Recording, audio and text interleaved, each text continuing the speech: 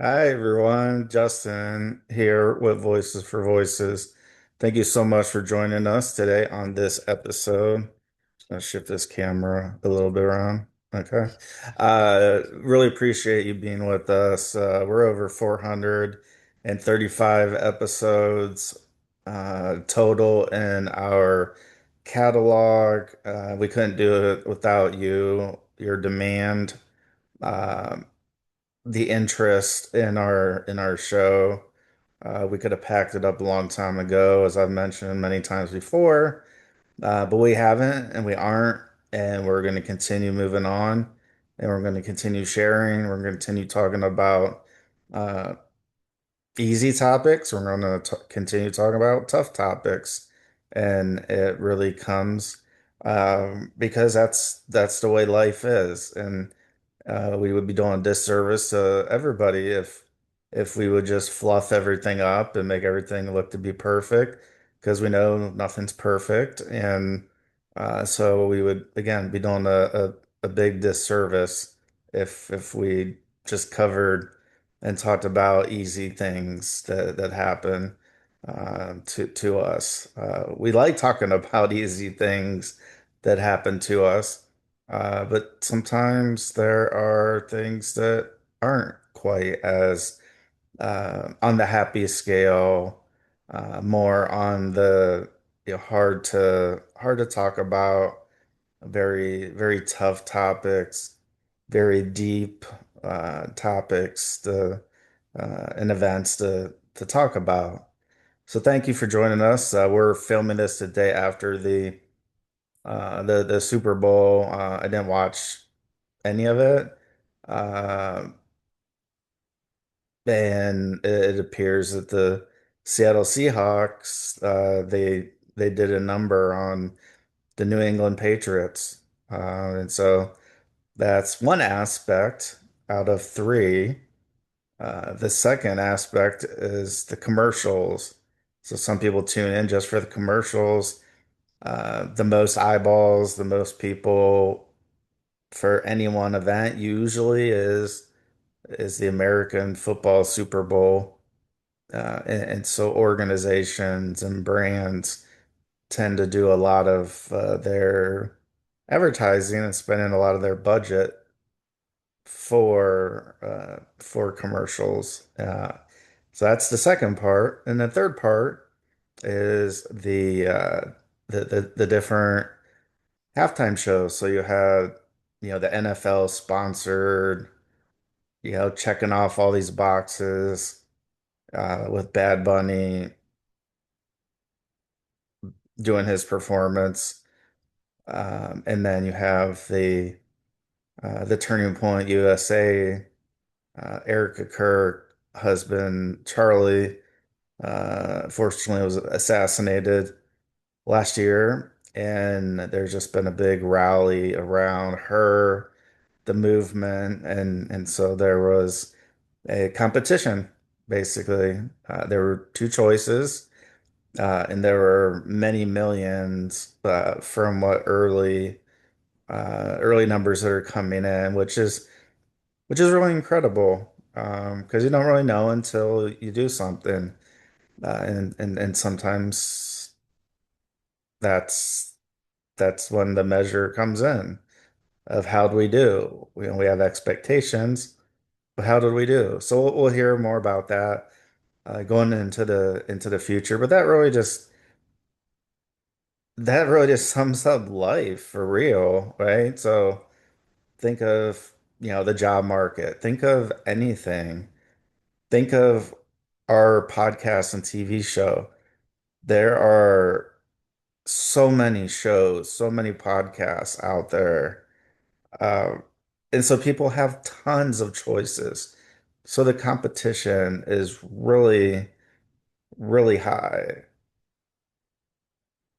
So when we look at that, from what we're seeing with our numbers um, and others, we're seeing that we are third behind uh, the Dan Bongino show after his strong year of service with deputy director of the FBI, the Dan Bongino show, as well as the Joe Rogan Experience. And you have the Voices for Voices TV show and podcast, which is really unheard of, as small of an organization as we are. Uh, it's incredible. Uh, we take what we do seriously, and that's why we talk about all topics because we're number one, we're not a one and done organization. So if we were just looking to get one topic across and just talk about that, that's okay. There's sportscasters and people to report on different sporting teams, and they make a living on that, and that's okay. Um, but we talk about everything. So we talk about pop culture. We talk about obviously mental health, which is uh, the big reason, the big foundation of why we're even on a show, why we have a show, because of mental health, because we talk about it. Talk about my mental health. We talk about my mental illnesses. Not a lot of people want to talk about theirs. Some do, some don't, but not a whole lot do when we look at the numbers. And then when we look at the numbers, from somebody who starts a podcast, one episode to 100 episodes, there's a certain amount of, uh, I guess, a certain amount of shows. And then when you get to 200, you get even less. When you get to 300, you get even less, 400 less. And we're sitting, we touch 435 episodes. And that's really remarkable for the operation we have, the lean staff we have, which means we don't have a lot of people. What you basically have is myself who does the editing, does the title, does the description, hashtags, all that across all platforms. Whether you're watching, whether you're listening, uh, that's the remarkable part. These other shows we're talking about, they have staffs. A staff member does one thing, then another one does another. We don't have that. And we're a nonprofit also. So uh, that gets thrown in the mix, which we're asking if you'd be able to reach out to 25 people in your contacts in your phone and share the Voices for Voices TV show and podcast with them. Let them know about us. Share, give us a big thumbs up, like, follow, subscribe, all that. Those are free things to do. Reaching out again to people on your phone, or on other social media outlets, and let them know about the Voices for Voices TV show and podcast. We'd greatly appreciate that. That's how we're getting the traction we're getting is really word of mouth. And that's where that groundswell is really coming from, is word of mouth. So that's what I mean when I say it's because of you that we're where we're at, why we even have a show, what makes us want to continue on, which is a question that we entertain a lot, is, why you do this, why are you continuing, among others.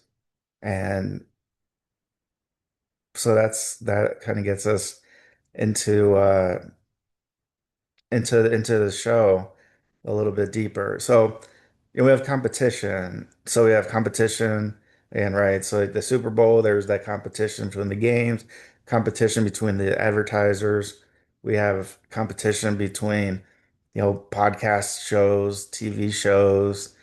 Uh, we have competition between people uh, who are in the job market. uh, which I am.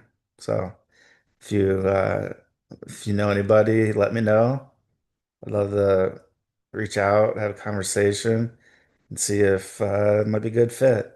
And so there's that competition as well that comes into play. And so that's kind of that's a lot what we just talked about. I mean, we're talking about, yeah, just there's so much competition, right? It is it's very interesting to have that and especially with the world of AI being what it is and where it's going, the competition just really continues to grow because if we're just talking about searching for jobs, AI helps exponentially, apply to more jobs, which can lead to overwhelming the organizations and the companies that have the jobs posted. There's also these what they call ghost jobs, which the jobs are posted on the website, but then when it all comes down to it, they don't hi company doesn't hire for those. And so there's when they say like, oh, there's this many jobs available. Well, again, how many are going to actually hire for that all those jobs? Not all of them, as I just mentioned.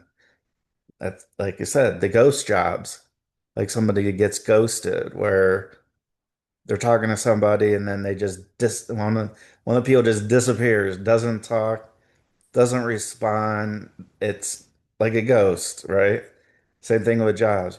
They're posted, may go through maybe an interview process, and then find out, oh, this job's actually went through the budget and we're just not able to hire for this position at this time. I've been there, done that. It's I'm talking on the interview side, like on applying. And so I've had that happen so many times. It's so frustrating when that happens. And it's also frustrating when you go through, three, four, sometimes five interviews just to find out that, oh, we're just going to hire from inside. And so I'm being very transparent with what's going on in the world. Companies can get upset, they can get mad, they can get furious that, I'm talking about jobs in this manner, but it's the truth. So again, I'd rather be on the side of the truth than to try to, put a fast one by people. Like, we're not stupid. Like, we're not dumb. We're human beings and we understand what's going on. Uh, so there's that, huh? And then we have, the talk about the Super Bowl.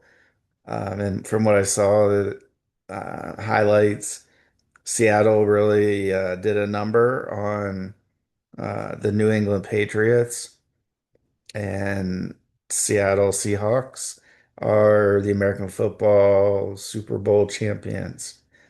And one of the things that head coach of the Seattle Seahawks said when he was presented with the trophy that he wanted to thank God, that God put him in that position to coach that team to do what he did. And I think it's very noble for somebody with millions and millions across the world tuning in to share that and say that. Because on one side, it's popular, and on the other side, it's not. And so it took a lot of being brave to talk about that uh, in front of so many people. And then that really takes us back in time. And I know we haven't talked about this topic, and I was just a little bit ago. So there is Mother Angelica.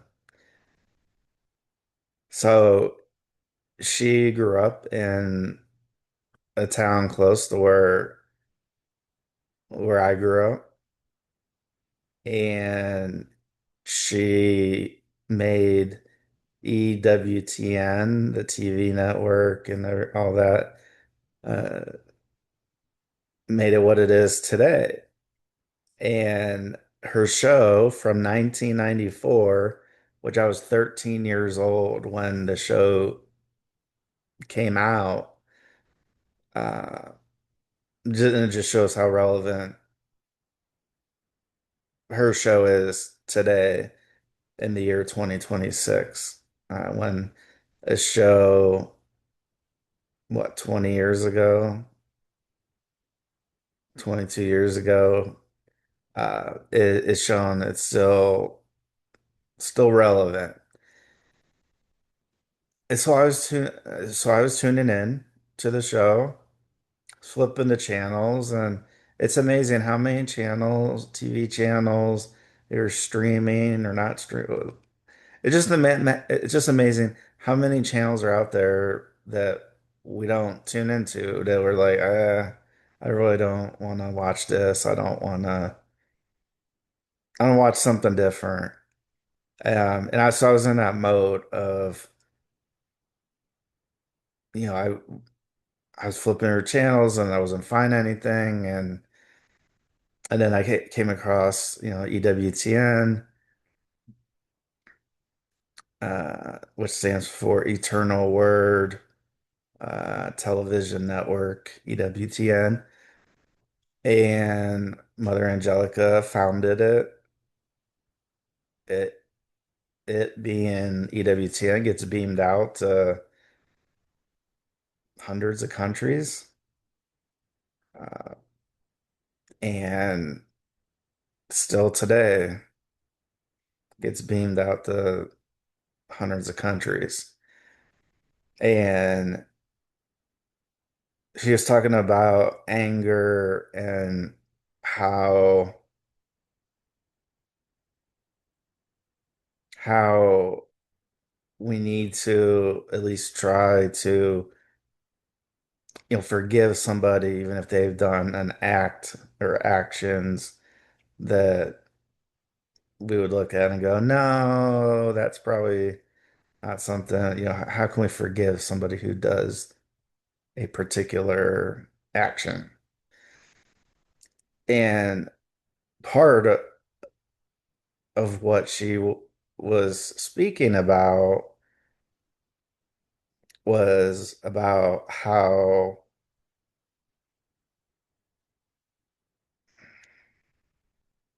Jesus had the disciples and they still betrayed him when, when I mean, if you're thinking about sports, or, when the time really mattered, like, hey, I need help. Can we get somebody to stand up for me?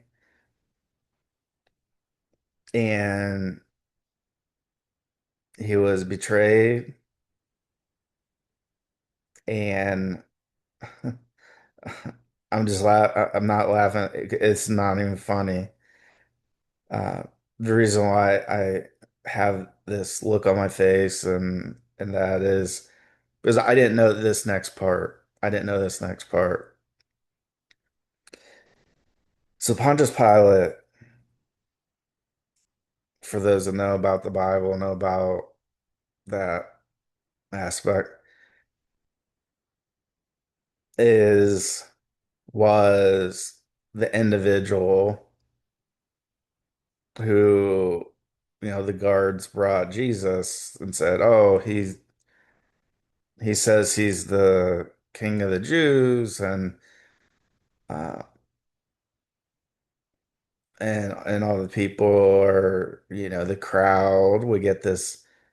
bystander effect that we've talked about before, where hardly anybody, if anybody, next to his side and said, "No, don't do it. Don't do it. Don't do it. Don't do it. Don't do it."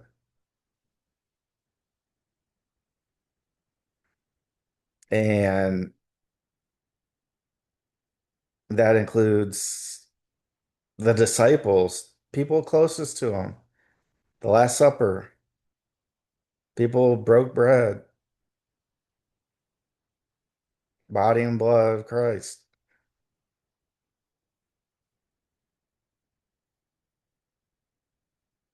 In the moment that Jesus needed at most, needed that most help,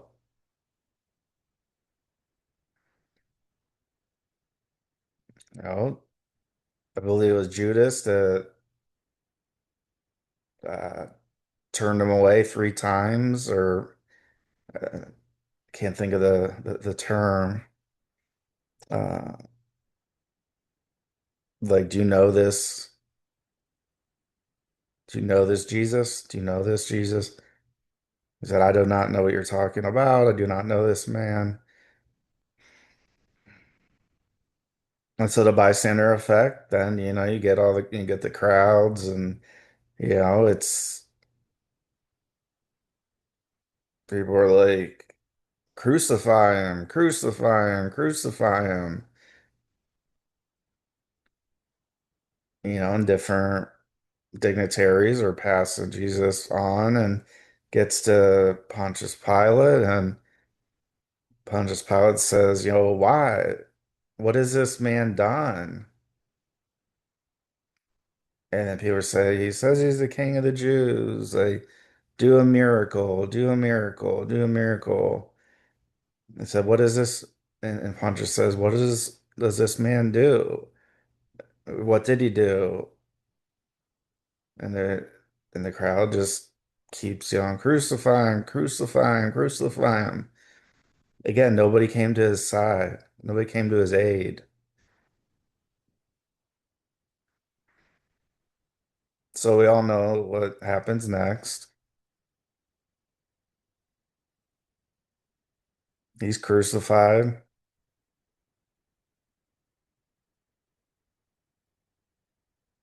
and there were three: Jesus, and I believe one was maybe a robber and another murderer, or don't quote me on exactly who the other two, what sins, what they did that was enough for Pontius Pilate to say, "Yep, we need to crucify these other two as well." So what's this have to do with anything? First of all, it's Jesus Christ, so has a lot to do with everything in the world. Like, my faith has been very shaky at times. It's hard to be a believer when sometimes things can look like they're not going your way or my way. And it doesn't have to be about money, doesn't it can just be like little things. Like, I'm gonna eat some oatmeal this morning. So I get the oatmeal out and I pour it in the bowl, and it overflows onto the counter, and then I go to clean it up, then some of it falls on the floor, and then it's just, it's things like that. It's like, man, nothing's going right. Again, like, big deal. Like, the oatmeal some of it went to the counter, and some went onto the floor. Just pick it up, clean it up. It's not a big deal.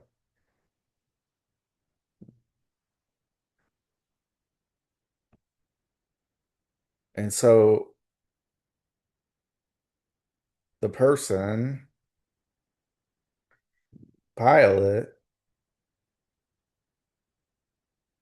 who's the one that basically signed a death warrant, as we would say, I guess, like a governor, if we're in the United States of America, signing a death warrant and not intervening if any of the courts haven't, then they go forward with the death penalty if that's what somebody is convicted of and charged and convicted and trial and all the appeals. So mental health wise, this is all heavy. This is all a lot to think about. So bringing it back to Mother Angelica's show, which I didn't know this, but Mother Angelica said that Pontius Pilate died by suicide later in life. I don't know what year it was. I don't know how closely it was related to the day that he had Jesus crucified. I don't know. And so a lot of us, think about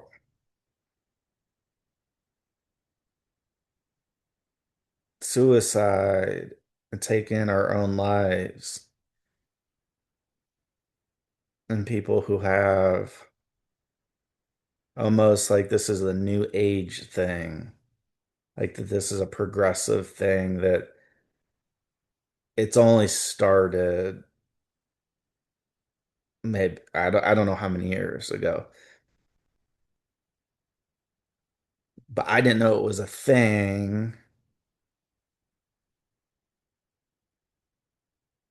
all the way back in Jesus' time and after he passed.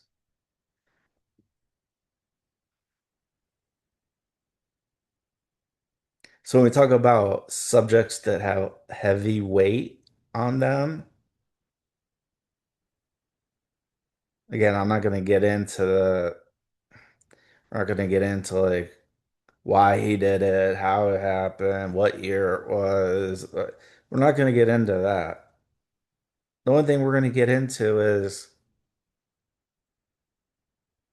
that dying by suicide was something that didn't just start like 50 years ago, 20 years ago, 100 years ago. Talking 2,000 years ago, give or take, or more. I mean, that's mind-blowing to me because here's a person who is in power, who, by all accounts, had everything a person would want: power, control over people.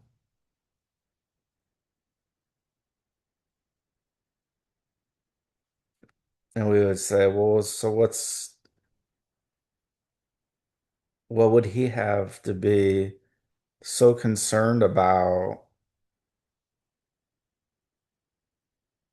that he felt impelled, compelled to take his life, his own life?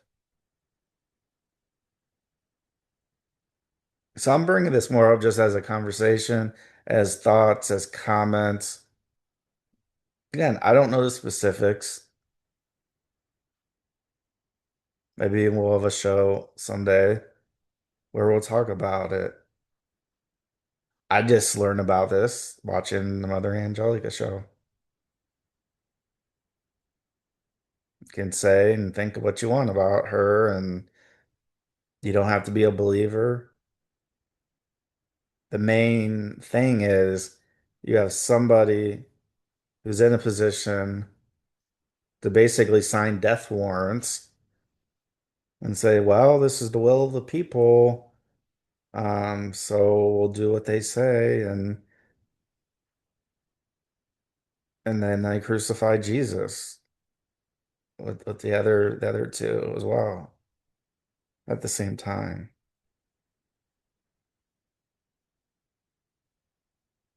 So again, if somebody has so much power, so much influence, why would they feel compelled to take their own life? I don't know. I'm not trying to answer that question. I think the big thing for me, the big takeaway is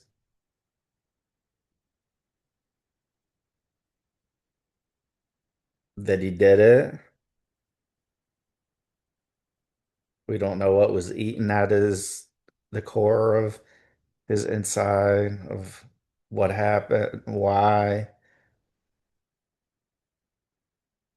what led to that moment or moments that maybe spiraled out of control.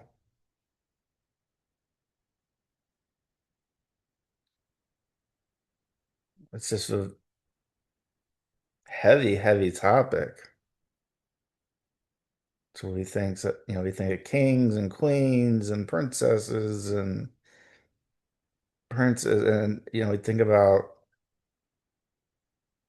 people that, again, they by all intents and purposes have everything they need, everything they want.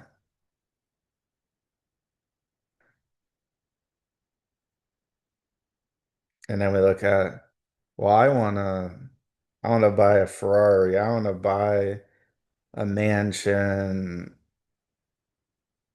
at one location or another. I want to have a condo. I want to buy a private jet. I want to buy a yacht. I want to do all these things and, have control and power over people. But in the end, you can't take it with you. I've talked about this at length. You cannot take it with you.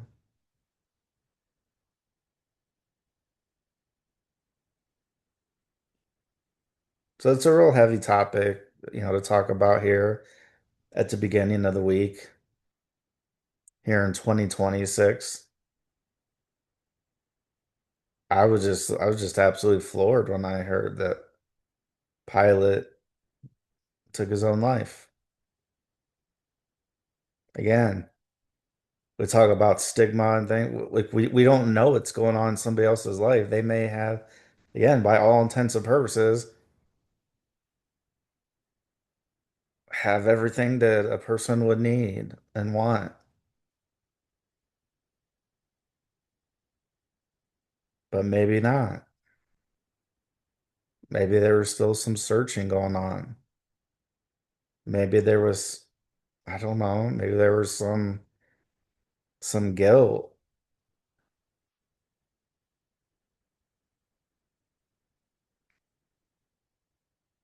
Maybe he found out some truths that he was a part of that he wasn't fully aware of at the given time. I don't know. I'm not going to speculate.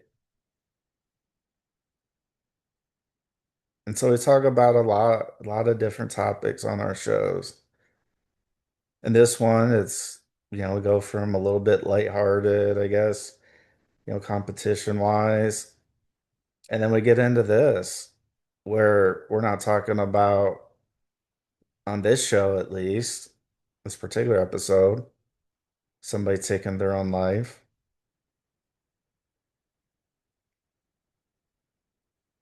Talking about hundreds of years ago, couple thousand years ago.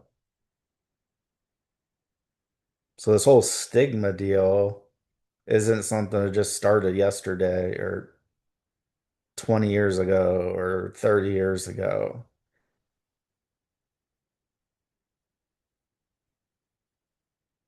So it gives us a lot of food for thought. So thank you for joining us on this episode of the Voices for Voices TV show and podcast. I'm your host, Justin Allen Hayes.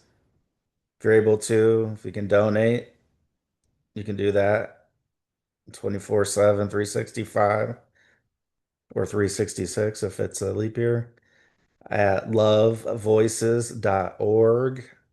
Lovevoices.org. Lovevoices.org. And spelled out LOVEVOICES.org. We thank you for joining us on this and our over 435 episodes of the Voices for Voices TV show and podcast. Let's celebrate the voices of everybody. Let's be a voice for ourselves and somebody else in need. And we will see you on our next show. Thank you so much. And let them know. Let your friends, family, colleagues, teammates, uh, your choir mates, uh, let them know about Voices for Voices. We have big goals. We've reached over 100 countries and provinces and territories in over 1,000 cities. Now our goal is to reach 3,000 cities in 300 countries. And our big overarching goal is to help and reach at least 3 billion people over the course of my lifetime and beyond. And it's only going to be with you through your help. So thank you so much. We love you. Thank you for the support. We're sending good vibes your way, whether you're a believer or not. And have a great day. We'll see you later.